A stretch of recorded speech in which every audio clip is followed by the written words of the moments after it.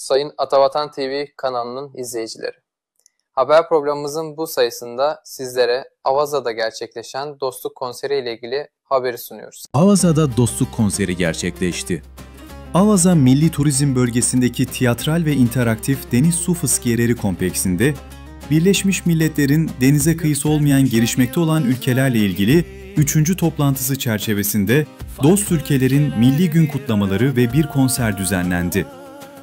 Hazar Denizi'nin kıyısında denizin özgünlüğünü yücelten edebi ve müzikli tiyatral bir gösteri sahnelendi.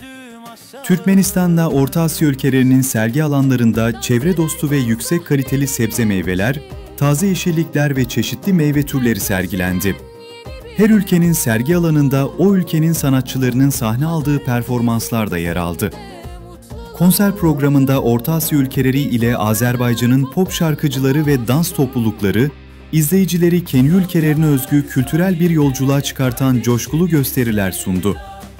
Seslendirilen etkileyici ve enerjik şarkılar, kardeş halkların ortak manevi ve kültürel değerlerini ve sanatın birleştirici gücünü gözler önüne serdi.